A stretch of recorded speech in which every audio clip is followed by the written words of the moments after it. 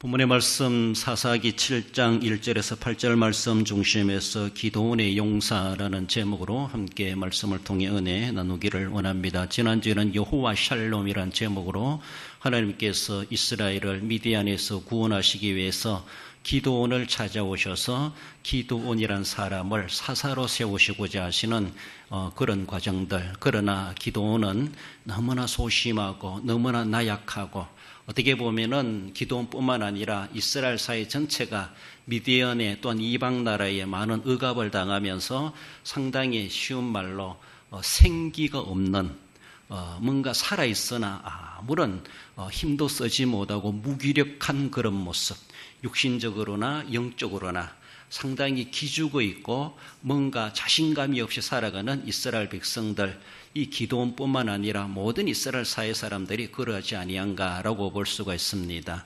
물론 하나님이 쓰시는 사사는 뭔가 뛰어나고 온니엘처럼 또 에후처럼 뭔가 특기가 있어야 되는 건 아니지만은 우리 하나님께서 기도원을 사사로 세우시려고 하는데 기도원이 얼마나 허약게 빠져 있는지, 그리고 마음속으로도 많은 소심하고 그리고 상당히 생기가 없이 살아가는 그런 모습이 아니었나라고 볼 수 있습니다. 그래서 하나님께서 기도원에게 여호와 샬롬이라고 하며 하나님을 만났다 할지라도 사자를 만났다 할지라도 죽지 않는다라고 하며 하나님께서 평강을 기도원에게 그렇게 회복되게 하시고 뿐만 아니라 이제 너가 샬롬의 은혜를 누리는 것처럼 이스라엘 사회 전체 모든 사람들에게 하나님은 평강을 주시기 위해서 임하셨다라는 것, 이제 그 일을 너는 앞장서서 해가야 할 것이다 라고 하며 기도원을 소명하시는 그런 가운데 여호와의 평강이시다, 이런 의미를 가지고 있는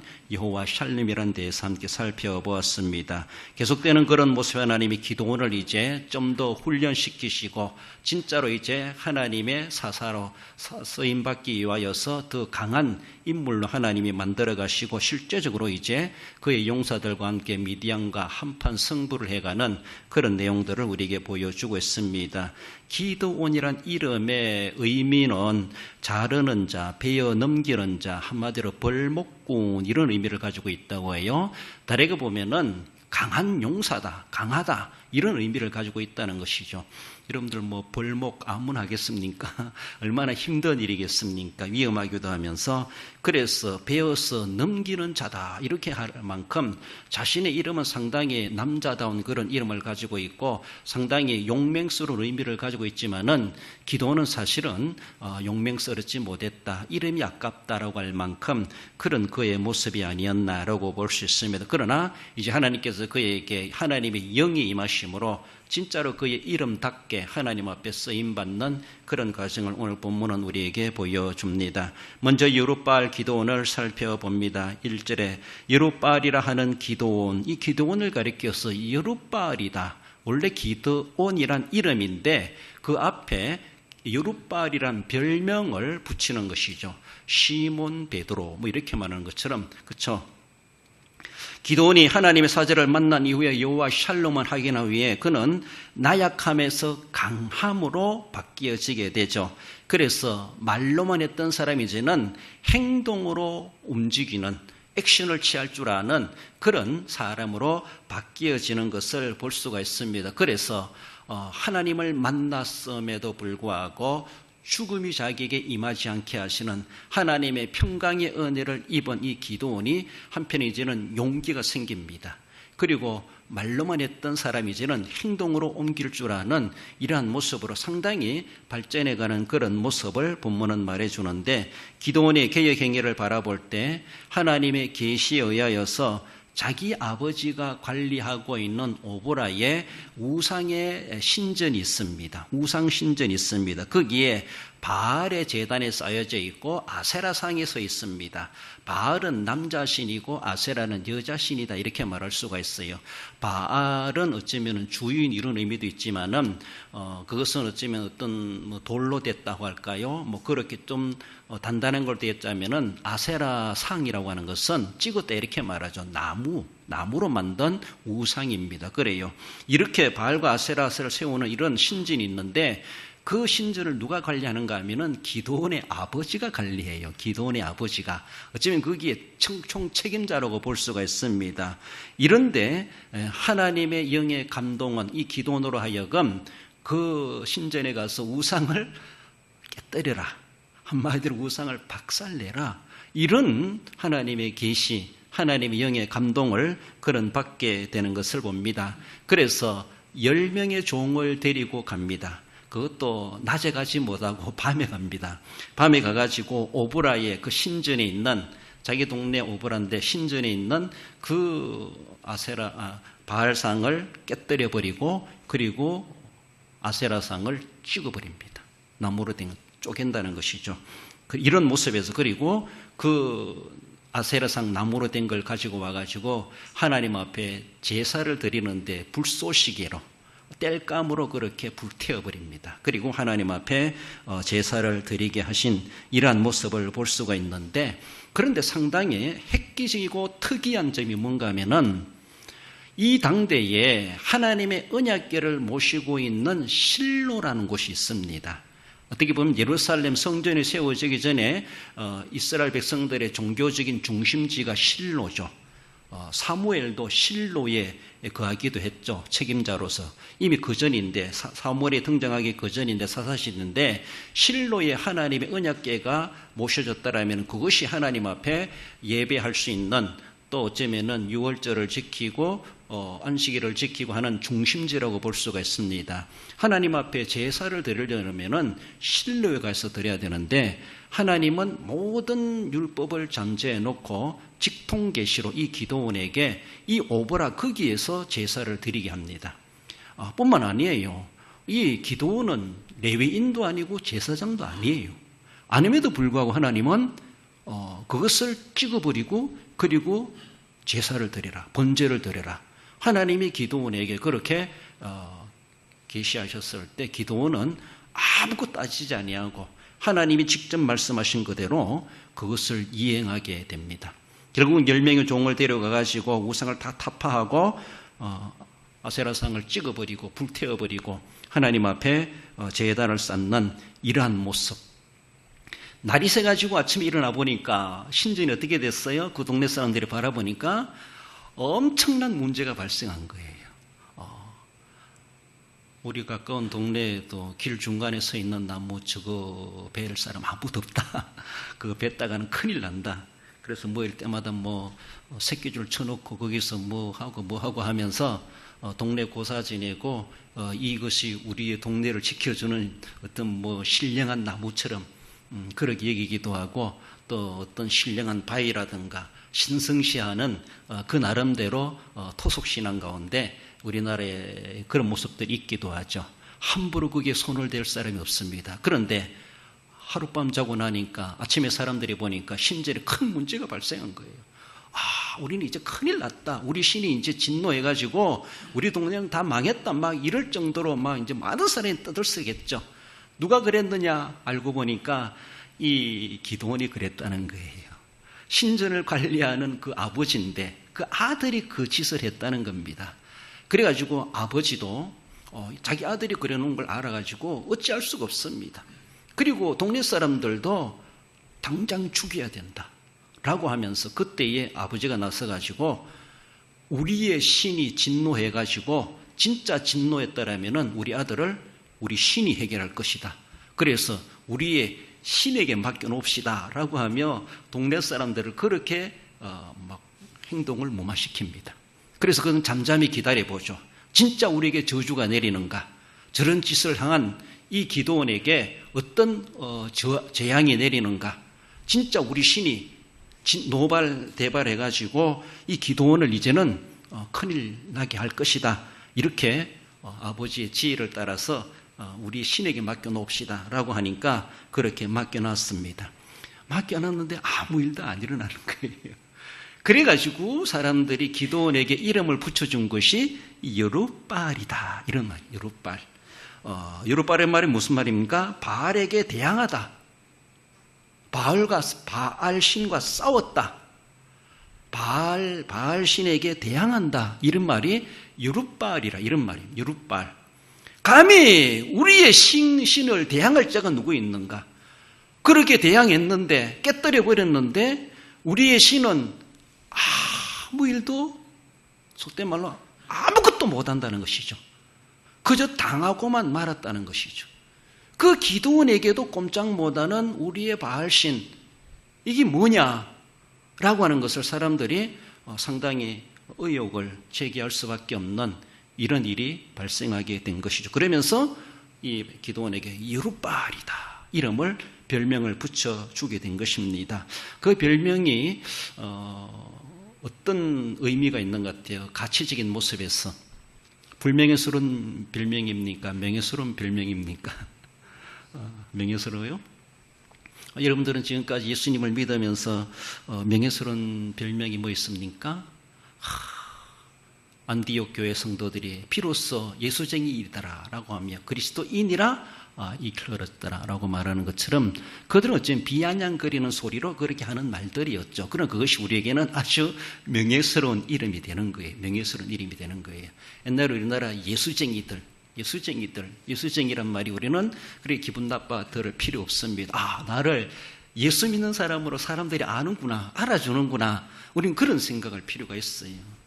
그런 말이 굳이 아니더라 할지라도 개인적으로도 보면은 그러죠.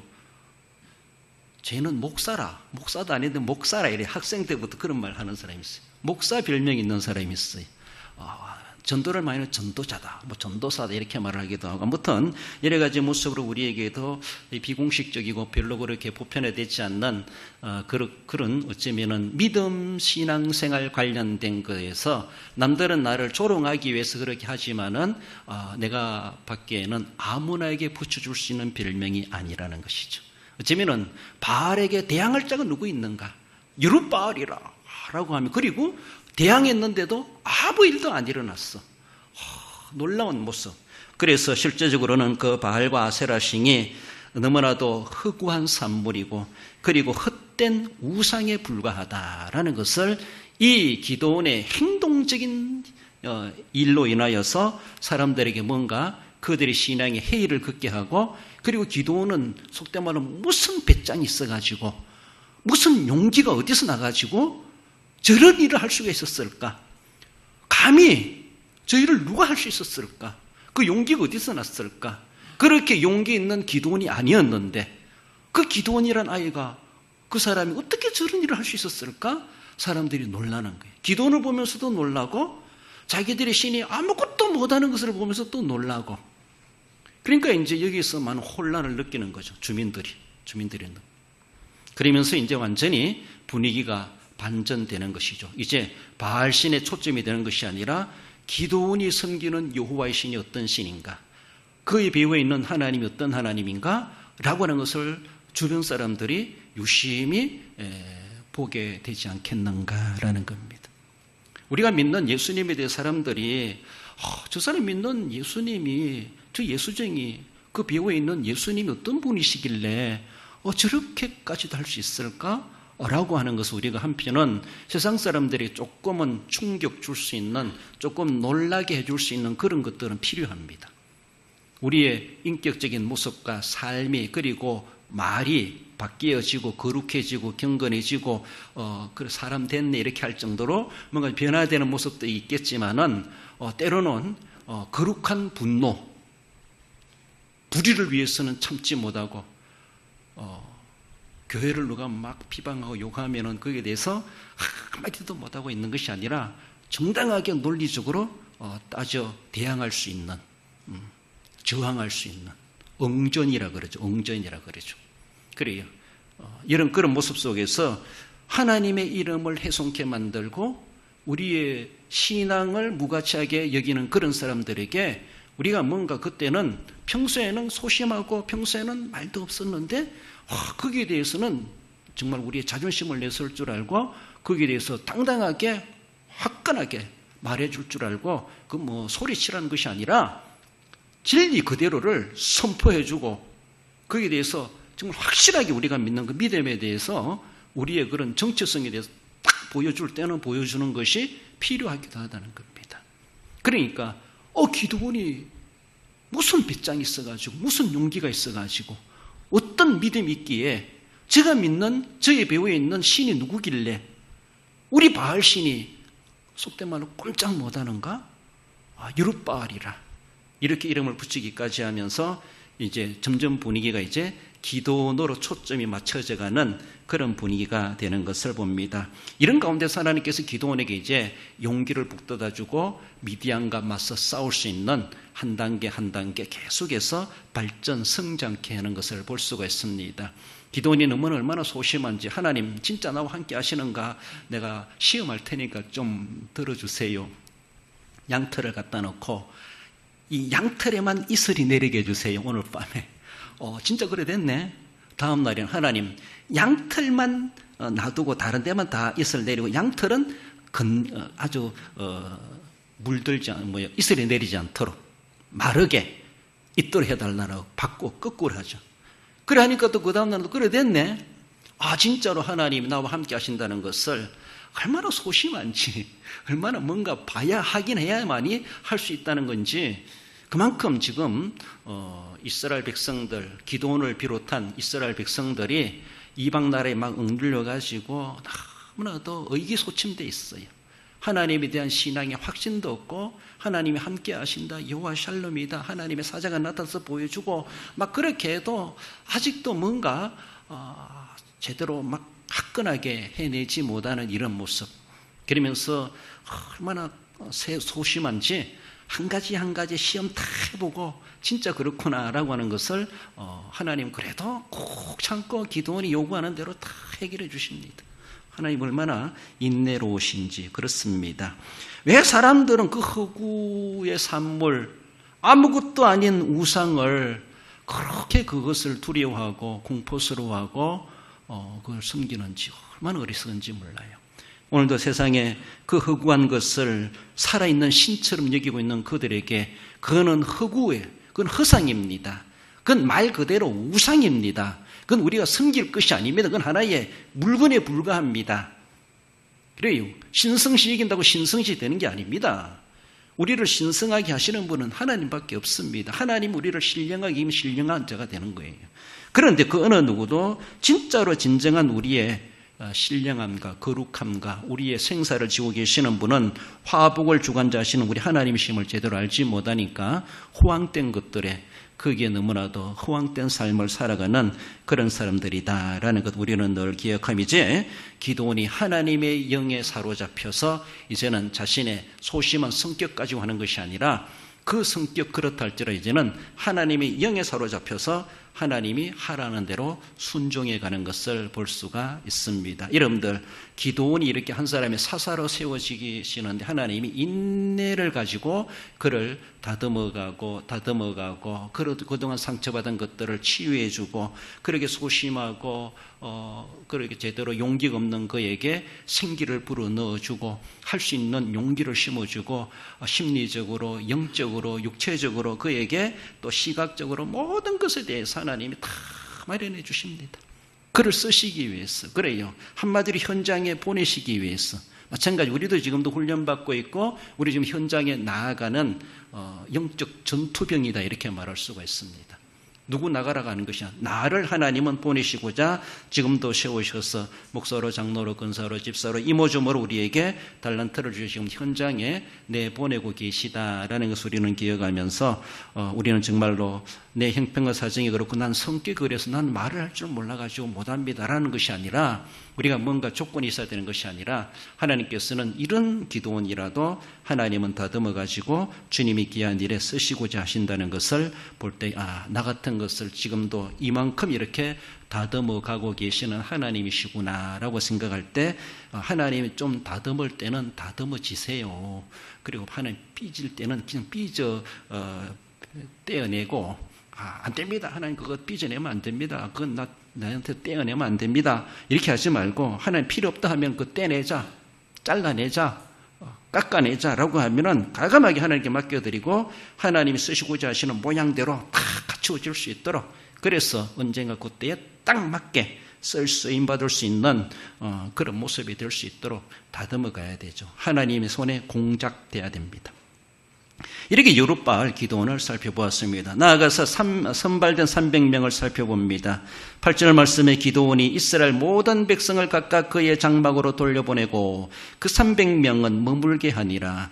하나님의 지배를 받는 기도원이 이제는 하나님의 명령대로 행합니다. 나팔을 불어서 미디안과 싸울 용사들을 모아라. 나팔을 푹 붑니다. 어떻게 불었을까요? 그래서 자기 지역에 있는 지파 중심으로 납달리 지파, 스불론 지파, 그 북쪽이죠. 주로 갈릴리 그리고 요단 동편 뭐 이런 중심으로 볼 수가 있는데 거기서 나팔 소리 들리는다고 볼까요? 소집했습니다.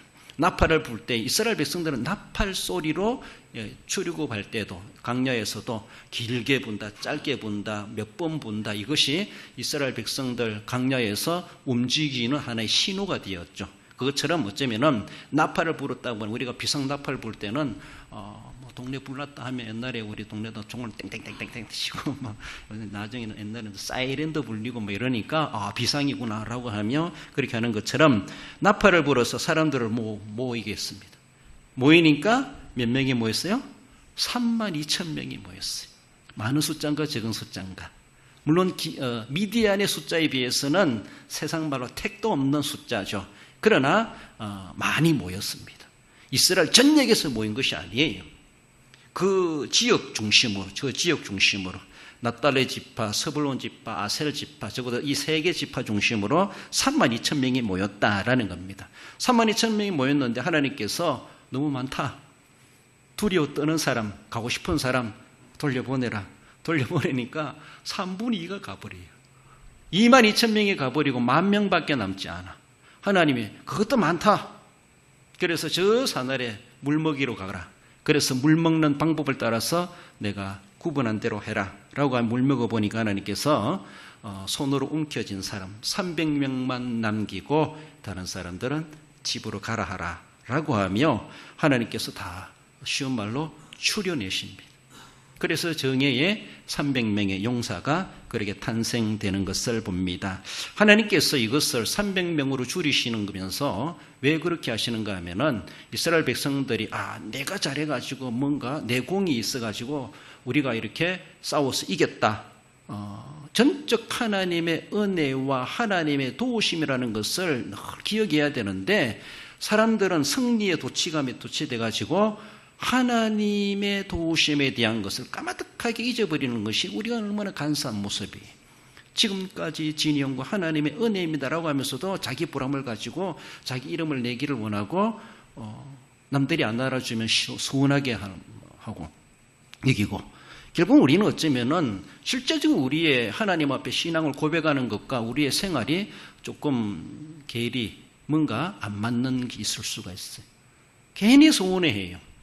하나님 알아주시면 된다 이렇게 하면 되는데 그러니까 자기 공에 대해서 내가 우리가 싸워가지고 승리를 거둔 미디안을 물리친 거에 대해서 자기들이 뭔가 잘해가지고 했는 것처럼 여길까 봐 하나님은 추려서 달랑 300명만 데리고 가겠다라고 하는 것을 보여주고 있습니다.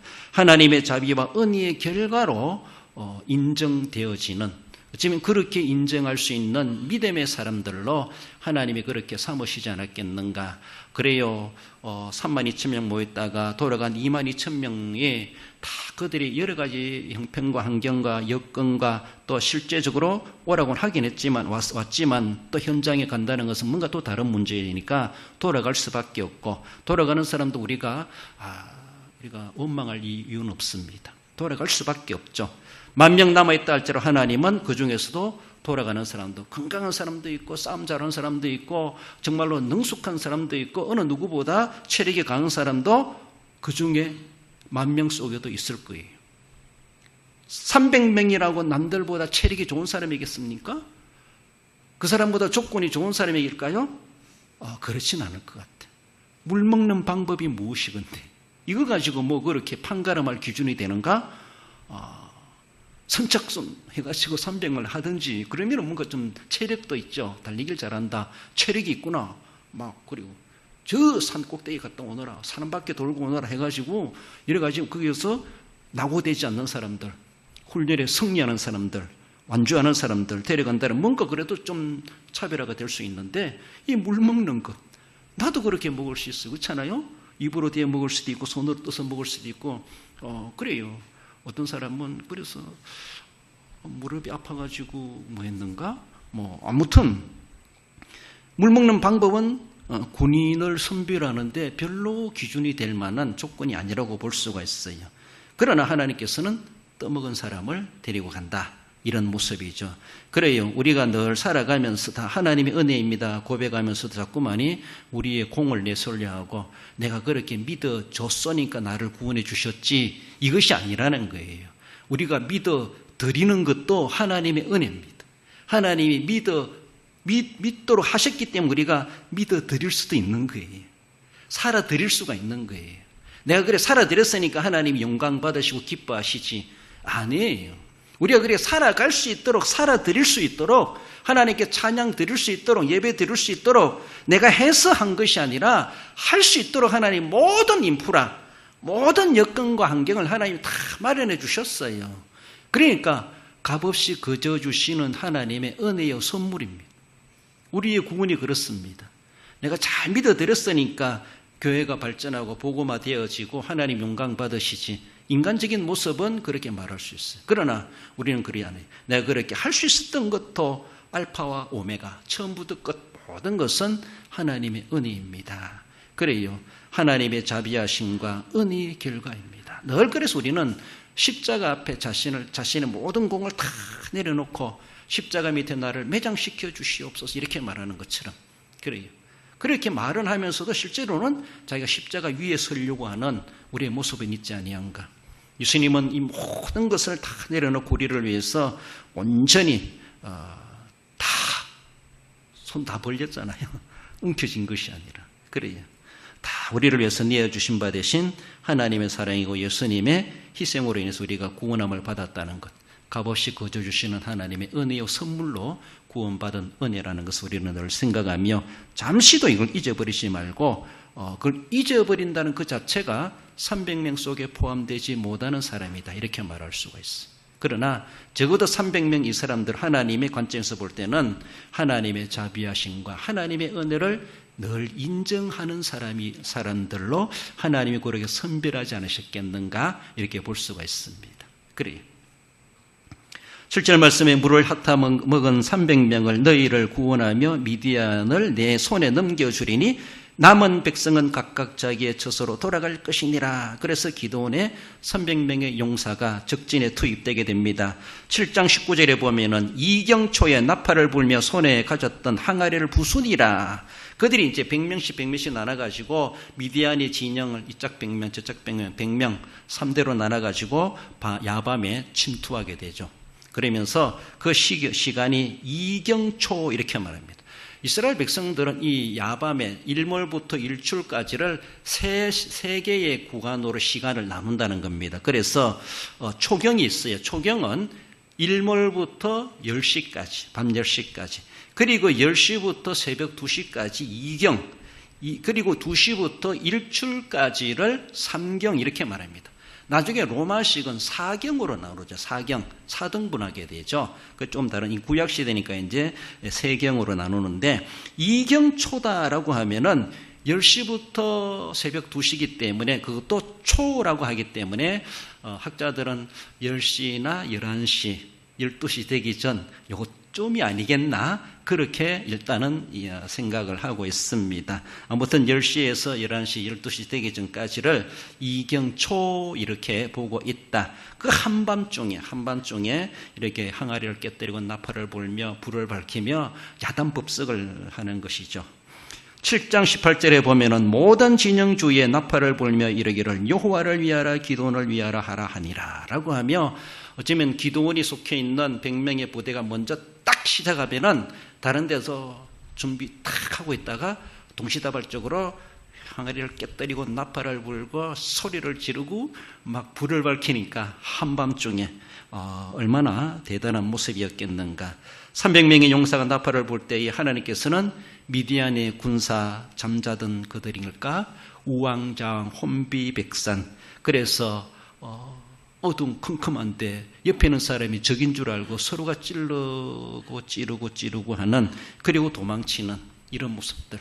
그래서 다른 사람들은 막 쫓아가면서 이제 도망가는 사람들까지도 섬멸하게 되었다라는 겁니다. 이렇게 해서 이런 방법을 통해서 하나님께서 미디안에서 이스라엘 백성들을 구원해내시는 하나님, 그렇게 미디안에게 억압받던 이들에게 회개하고 하나님을 찾는 그들에게 구원의 하나님은 기드온과 300명의 용사를 세우셔서 놀라운 기적의 승리를 이루게 하신 하나님의 그 은혜를 보여주고 있습니다. 우리가 기드온과 또한 300명의 용사를 생각해 볼 때 그들은 일단 기드온 자체가 먼저 지휘관으로서 하나님의 영에 사로잡혔다라는 겁니다. 그리고 하나님이 자기와 함께 한다는 것을 여러 실험도 했겠지만은 확신하고 있습니다.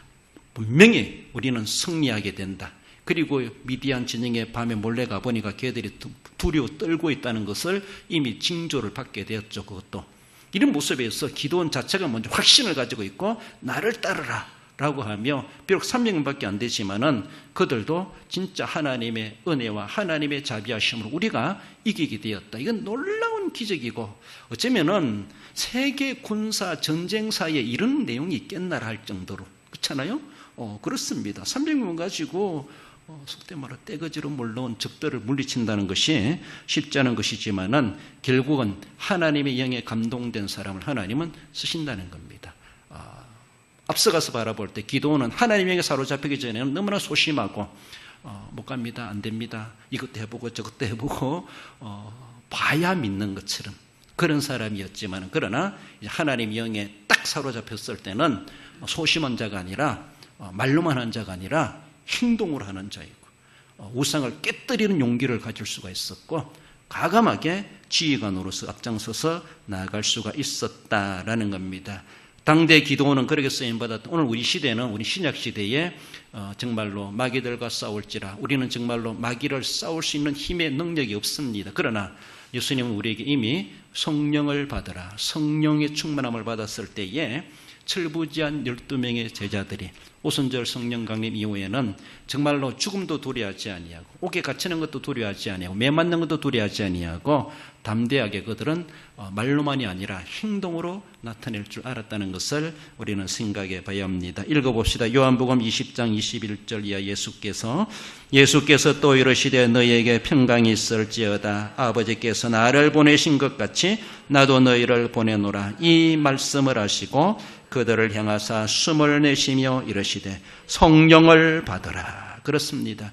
여호와의 샬롬, 평강이 있을지어다. 기드온에게 그렇게 평강을 심으셨던 우리 하나님께서 성령에 붙잡힌 바 되었을 때 그는 놀라운 하나님의 기적의 승리의 주인공으로서 하나님 앞에 쓰임받을 수 있었다라는 것을 우리는 늘 기억하며, 하나님의 내게 하나님의 평강이 늘 머물러 있게 하시고 내게 성령의 충만함이 늘 펄펄 끓어 넘치게 해주셔서 하나님이 어느 때라도 무엇이라도 쓰시려고 했을 때 나를 거기에 적임자로 보내소서, 나를 써주시옵소서. 준비된 자, 그렇게 쓰임받을 수 있어야 할 것입니다. 결론적으로 읽어봅시다. 나약한 기도원이지만 하나님을 만나고 그의 영의 지배를 받음으로 우상을 깨뜨리며 300명의 용사로 미디안을 물리치는데 쓰임받은 같이 전적 하나님을 의지하는 믿음으로 적합하게 쓰임받는 성도가 됩니다. 그렇습니다.